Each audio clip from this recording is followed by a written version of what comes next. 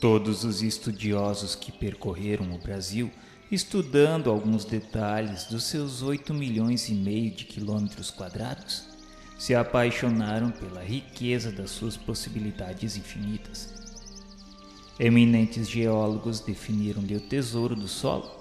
Os naturalistas ilustres lhes classificaram a fauna e a flora, maravilhados ante as suas prodigiosas surpresas.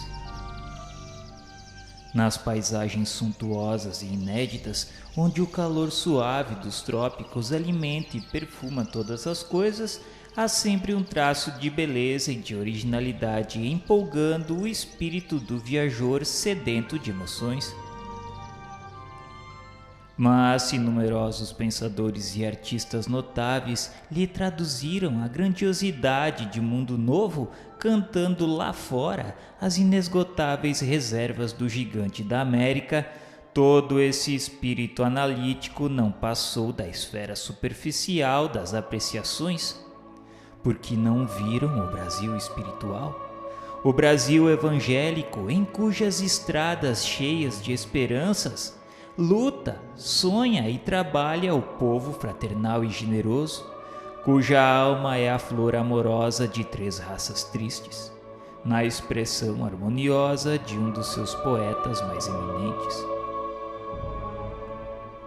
As reservas brasileiras não se circunscrevem ao mundo de aço do progresso material que impressionou fortemente o espírito de Humboldt, mas se estendem infinitamente no mundo de ouro dos corações, onde o país escreverá a sua epopeia de realizações morais em favor do mundo. Jesus transplantou da Palestina para a região do Cruzeiro a árvore magnânima do seu evangelho, a fim de que os seus rebentos delicados florescessem de novo, frutificando em obras de amor para todas as criaturas.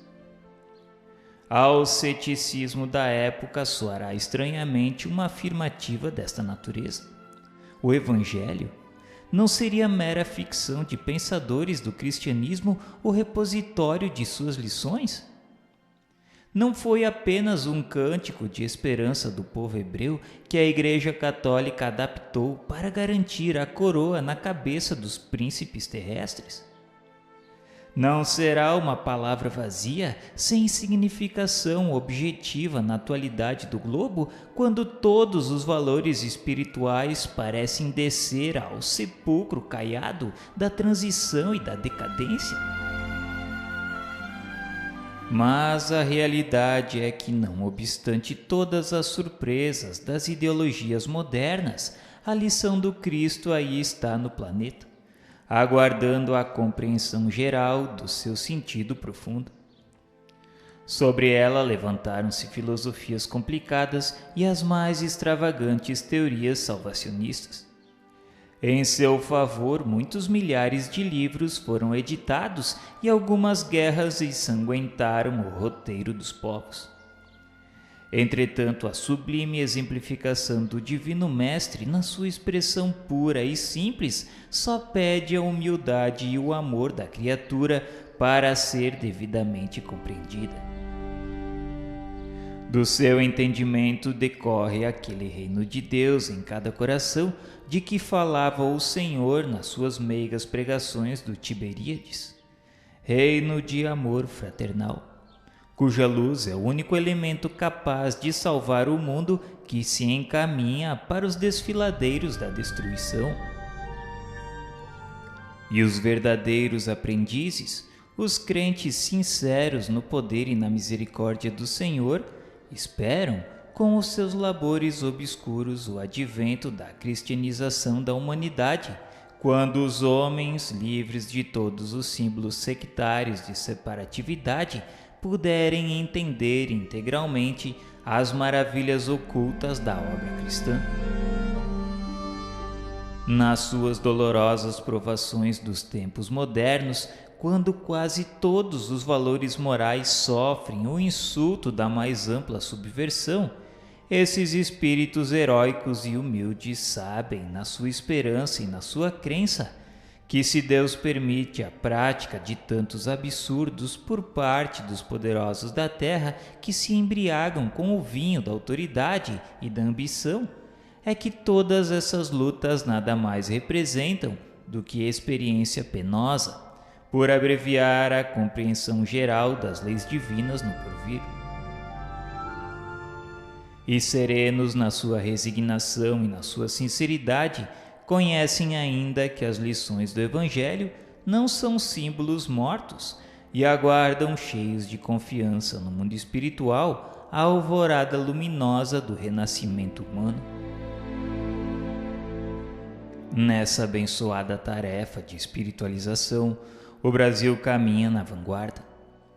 O material a empregar nesse serviço não vem das fontes de produção originariamente terrena, e sim do plano invisível, onde se elaboram todos os ascendentes construtores da pátria do Evangelho. Estas páginas modestas constituem, pois, uma contribuição humilde à elucidação da história da civilização brasileira em sua marcha através dos tempos. Tem por único objetivo provar a excelência da missão evangélica do Brasil no concerto dos povos e que, acima de tudo, todas as suas realizações e todos os seus feitos, forros dos miseráveis troféus das glórias sanguinolentas, tiveram sua origem profunda no plano espiritual, de onde Jesus, pelas mãos carinhosas de Ismael, acompanha desveladamente a evolução da pátria extraordinária em cujos céus fulguram as estrelas da cruz. São elas ainda um grito de fé e de esperança aos que estacionam no meio do caminho. Ditadas pela voz de quem já atravessou as estradas poeirentas e tristes da morte, dirigem-se aos meus companheiros e irmãos da mesma comunidade e da mesma família, exclamando: brasileiros, guardemos para sempre as armas homicidas das revoluções. Consideremos o valor espiritual do nosso grande destino. Engrandeçamos a pátria no cumprimento do dever pela ordem e traduzamos a nossa dedicação mediante o trabalho honesto pela sua grandeza. Consideremos, acima de tudo, que todas as suas realizações hão de merecer a luminosa sanção de Jesus antes de se fixarem nos bastidores do poder transitório e precário dos homens. Nos dias de provação, como nas horas de venturas, estejamos irmanados numa doce aliança de fraternidade e paz indestrutível, dentro da qual deveremos esperar as claridades do futuro. Não nos compete estacionar em nenhuma circunstância, e sim marchar sempre com a educação e com a fé realizadora ao encontro do Brasil, na sua admirável espiritualidade e na sua grandeza imperecível.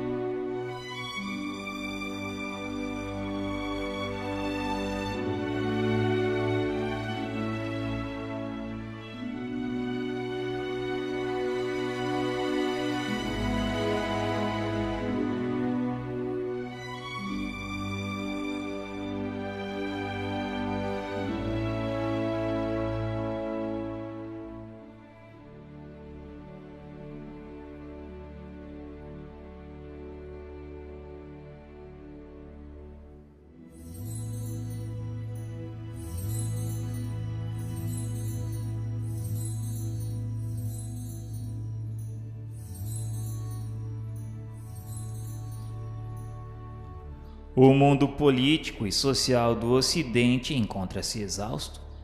Desde as pregações de Pedro, o eremita, até a morte do rei Luís IX diante de Tunis, acontecimento que colocara um dos derradeiros marcos nas guerras das cruzadas, as sombras da idade medieval confundiram as lições do Evangelho ensanguentando todas as bandeiras do mundo cristão.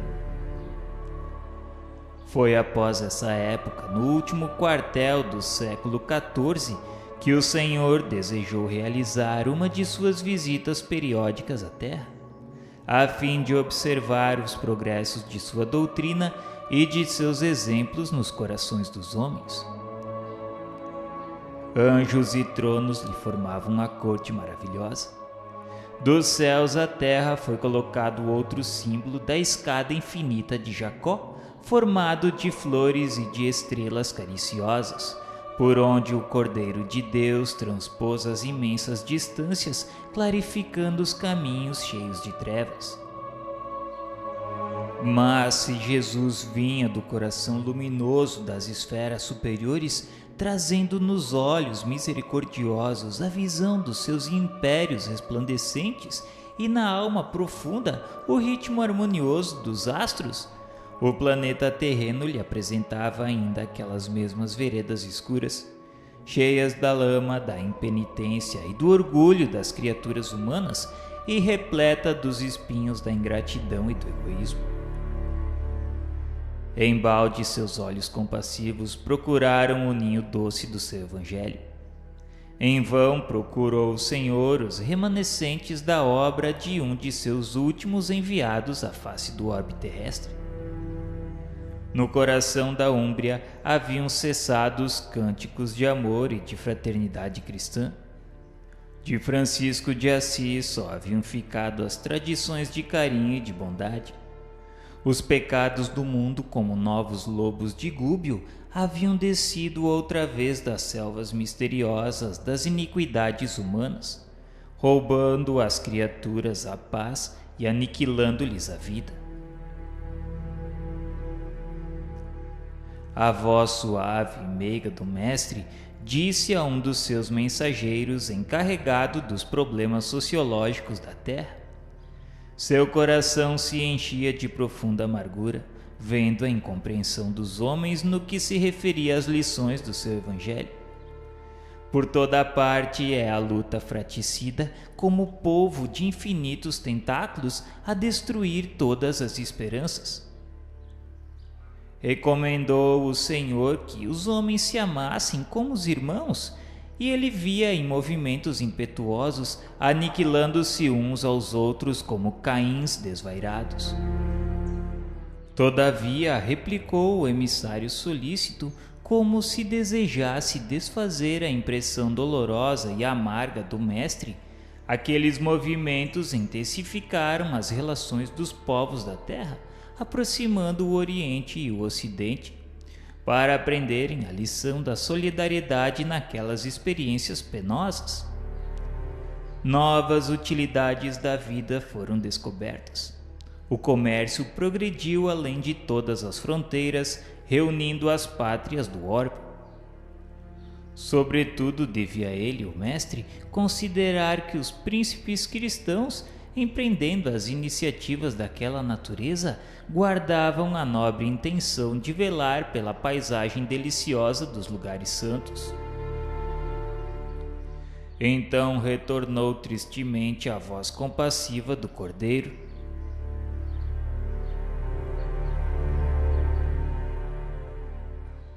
Mas qual o lugar da terra que não é santo?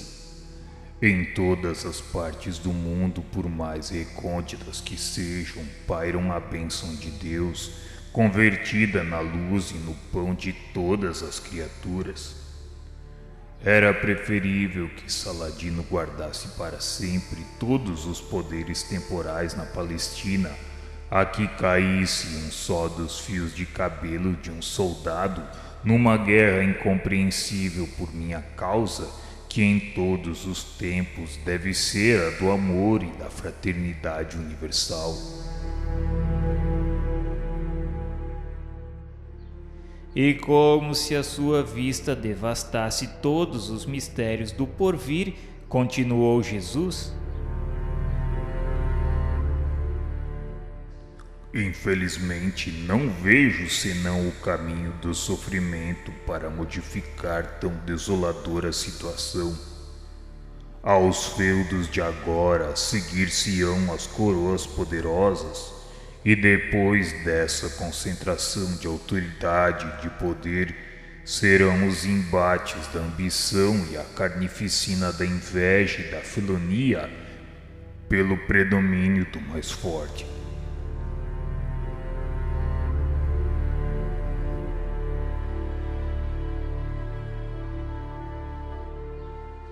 A amargura divina empolgara toda a formosa assembleia de querubins e arcanjos. Foi quando Eliu, para renovar a impressão ambiente, dirigiu-se a Jesus com brandura e humildade, explicando que aqueles povos infelizes que procuraram na grandeza material uma felicidade impossível, marcham agora irremediavelmente para os grandes infortúnios coletivos. Convidou ele a visitar os continentes ignorados, onde espíritos jovens e simples aguardavam a semente de uma vida nova. Nessas terras, para além dos grandes oceanos, poderia ser instalado o pensamento cristão dentro das doutrinas do amor e da liberdade. Então a caravana fulgurante, deixando um rastro de luz na imensidade dos espaços, encaminhou-se ao continente que seria mais tarde o mundo americano. O Senhor abençoou aquelas matas virgens e misteriosas. Enquanto as aves lhes homenageavam a inefável presença com seus cantares harmoniosos, as flores se inclinavam nas árvores ciclópicas, aromatizando-lhe as eterizadas sendas. O perfume do mar casava-se ao oxigênio agreste da selva brávia, impregnando todas as coisas de um elemento de força desconhecida. No solo eram os silvícolas humildes e simples, aguardando uma era nova com o seu largo potencial de energia e bondade. Cheio de esperanças, emociona-se o coração do mestre, contemplando a beleza do sublimado espetáculo. Naquele instante perguntou a Eliu aonde ficava naquelas terras novas o recanto planetário do qual se enxerga no infinito o símbolo da redenção humana. E o bondoso discípulo então lhe falou que aquele lugar de doces encantos, de onde se vêem no mundo as homenagens dos céus aos seus martírios na terra, fica mais para o sul. E quando no seio da paisagem repleta de aromas e de melodias contemplavam as almas santificadas dos orbes felizes na presença do Cordeiro as maravilhas daquela terra nova que seria mais tarde o Brasil, desenhou-se no firmamento formado de estrelas rutilantes no jardim das constelações de Deus, o mais imponente de todos os símbolos. Mãos erguidas para o alto, como se invocasse a bênção de seu Pai para todos os elementos daquele solo extraordinário e opulento, exclama então Jesus: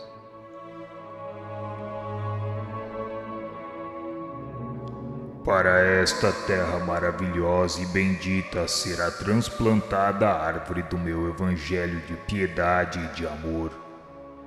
No seu solo dadivoso e fertilíssimo, todos os povos da terra aprenderão a lei da fraternidade universal.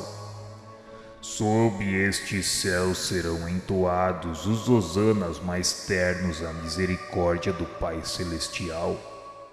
E tu, Eliu, te corporificarás na terra, no seio do povo mais pobre e mais trabalhador do Ocidente. Instituirás um roteiro de coragem para que sejam transpostas as imensidades desses oceanos perigosos e solitários que separam o velho do novo mundo. Instalaremos aqui uma tenda de trabalho para a nação mais humilde da Europa, glorificando os seus esforços na oficina de Deus. Aproveitaremos o elemento simples de bondade, o coração fraternal dos habitantes dessas terras novas. E mais tarde ordenarei a reencarnação de muitos espíritos já purificados no sentimento da humildade e da mansidão entre as raças oprimidas e sofredoras das regiões africanas, para formarmos assim o pedestal de solidariedade do povo fraterno que aqui florescerá no futuro, a fim de exaltar o meu evangelho nos séculos gloriosos do porvir. Aqui, Elio, sob a luz misericordiosa das estrelas da cruz, ficará localizado o coração do mundo.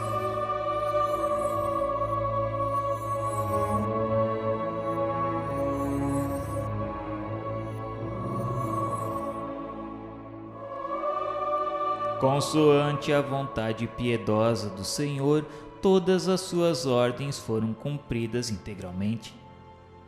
Daí a alguns anos, o seu mensageiro se estabelecia na terra em 1394, como filho de D. João I e de Dona Filipa de Lencastre. Foi o heróico infante de Sagres, que operou a renovação das energias portuguesas, expandindo as suas possibilidades realizadoras para além dos mares. O elemento indígena foi chamado a colaborar na edificação da pátria nova. Almas bem-aventuradas pelas suas renúncias se corporificaram nas costas da África flagelada e oprimida, e juntas a outros espíritos em prova, formaram a falange abnegada que veio escrever na terra de Santa Cruz, com os seus sacrifícios e com os seus sofrimentos, um dos mais belos poemas da raça negra em favor da humanidade.